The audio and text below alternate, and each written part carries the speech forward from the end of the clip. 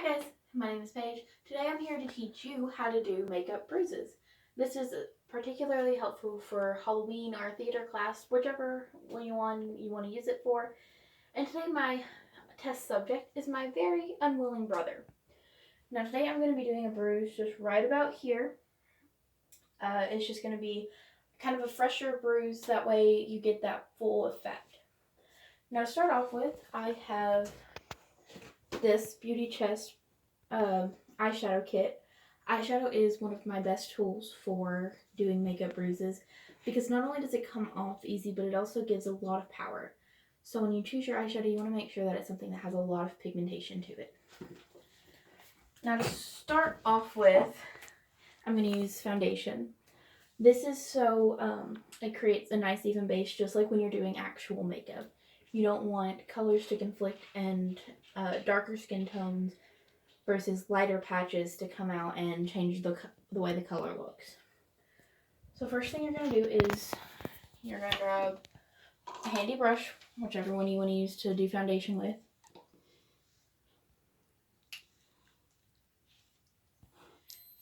And so basically just what you're going to do is you're going to take a little bit and then apply it to wherever you want it. Now when it comes out a little thicker like that, you just want to blend it back out. And it's okay if your parameters of your foundation is bigger, because honestly sometimes it's going to come out bigger than how you wanted it. And so it's always better to have more foundation than not enough. Alright, so once you get your foundation nice and set, you want to switch over to eyeshadow. Now, one of my favorite things is to start with a base of black, because not only is black going to give you a nice color, it's also going to just kind of show the darkness of it without way overdoing it. So you want to grab usually a brush like this, just a little flat head. And no, I don't know all the names. Keep it out of the comments, people. And now this one actually doesn't have a black, which I find very weird. But instead, I do have this one, and I'm not quite sure where I got it from.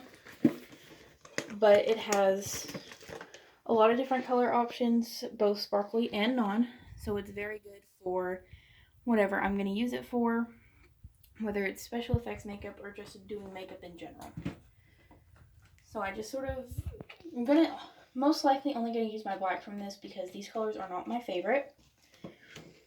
So when I get that all squared away, I'm going to come back over here, lift his head away from his video, and just add black. Now you're going to notice this looks very dark right now, but that's kind of what you want.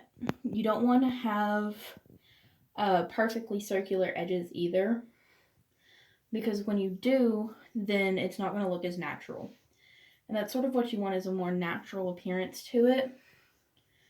So the best thing to do is start in the center and just work your way out like that to get kind of a fading effect.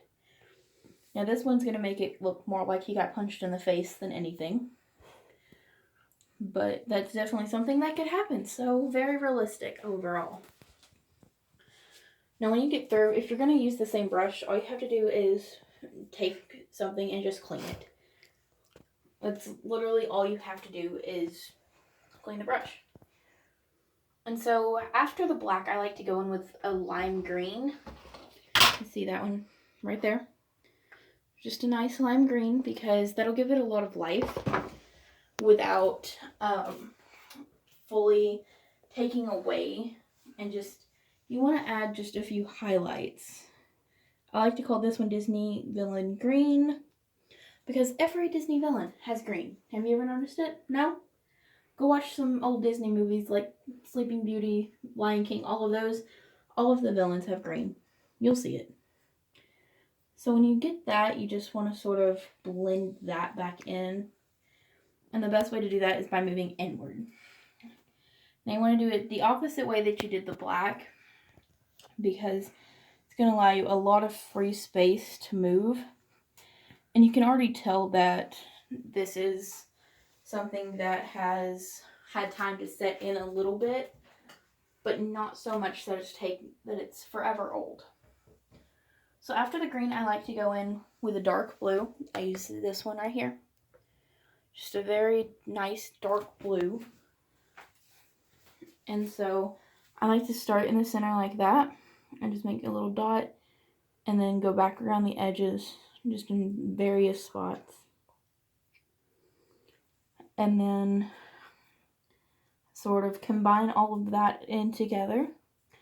Now what the blue's going to do is add a nice contrast to the green, and it's going to make the green pop more while also adding a little bit more depth to it. It's going to add a lot of shadows, which will increase its realisticness. Now the next thing I like to do is take a yellow. Now you're going to say, but Paige, yellow and green are for older bruises. And you're right. But what you don't want is to make it look like you planned it. Like, this should be a picture of a bruise that you took, not something that you just spent 10 minutes working on.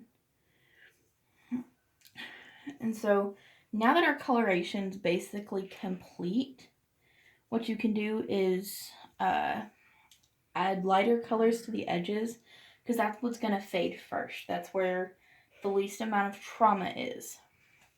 So what you're basically going to do is you're going to go back around the edges with yellow and green and make it look like it's just on the wrong side of phasing.